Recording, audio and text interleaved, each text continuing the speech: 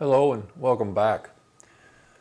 At the end of our last video, we had left off having looked at our worship services and considered that the possibility is that we've slid more into spending time and energy on making our worship services about the things we like, as opposed to really focusing on bowing down and showing our reverence to God. And at the end, we ask the question, but does that really matter? Is that big of a deal? And I had expressed that I am convinced that, in fact, it does matter that we focus on the right things in the right way in our worship services.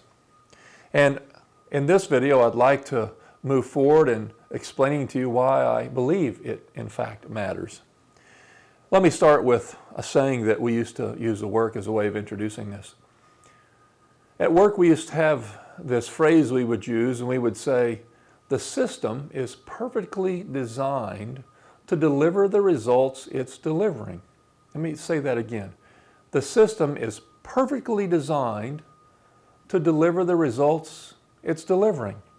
And what that meant was, if we wanted to deliver a set of results but weren't getting there, we had to deal with our reality that our system, the processes and management tools and etc., the system that we used weren't designed right, because they were perfectly designed to deliver what they were delivering. And that kept us from making excuses. We had to face our reality.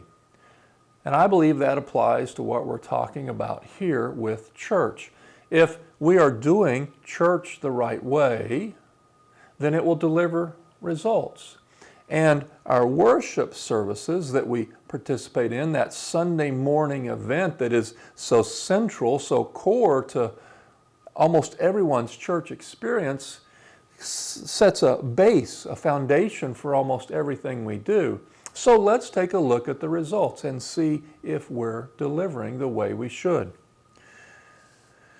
I'm going to put a chart on the screen, and you're going to see, as you look at that chart, that for the last 60 years, church membership and participation has been in a decline for 6 straight decades.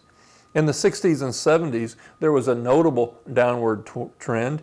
In the 80s and 90s, there was a slight downward trend. And since the turn of the century in 2000, there has been a significant drop-off in church membership and participation. This chart ends in 2012, but I can assure you that if you look up the data, that trend has continued through current day. As a matter of fact, since the turn of the century, the fastest growing segment of our population says they have no religious affiliation. They have no religious preference. That, in the last 20 years, has been the fastest growing segment. People that just say, I don't have any religious affiliation. And in March of 2021, a survey came out that showed for the first time in our country, less than half of the population was a member of a church, a synagogue, or a mosque. 47%, less than half, actually had a religious affiliation.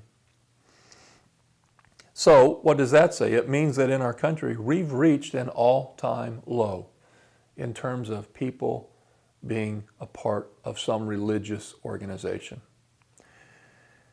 And other data you can look up. By the way, none of this data is hard to find. You look it up on the internet. It's all kinds of data and research, and I'm just showing you a small sample that I think makes the point, but there's plenty of it out there if you care to look for it.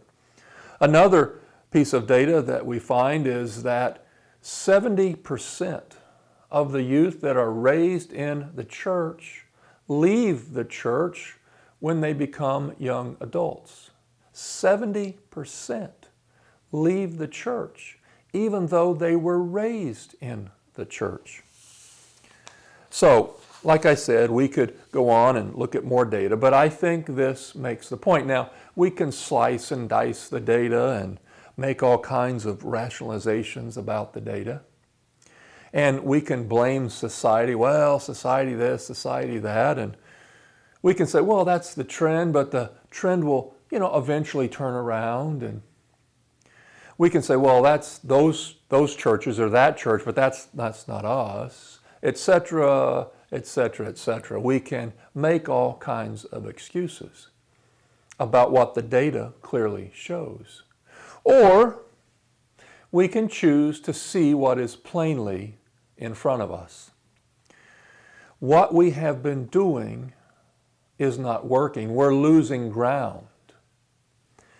The church is God's presence in the world, and this data clearly suggests that God's presence in the world is shrinking.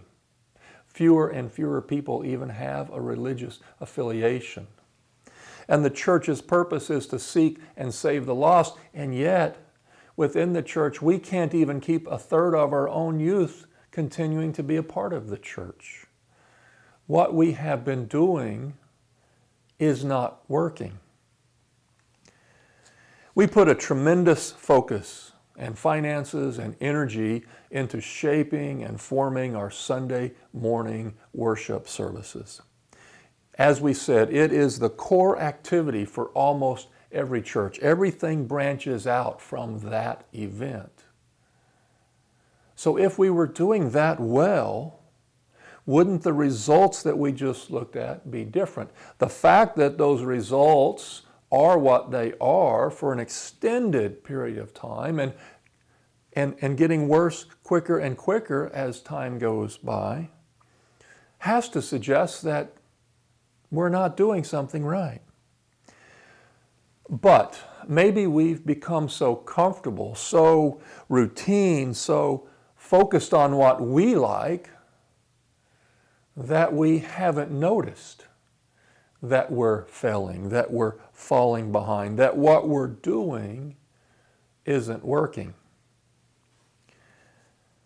In our next video, we're going to get back into some scripture. We're going to sit down and look at some scripture and what it says about what we do when we come together as the church. When we assemble, what do we do? And we'll take a look at what scripture says against what we do, and as we've been doing, try to assess how well are we doing. And I think we'll see that maybe we've gotten off track in a few ways.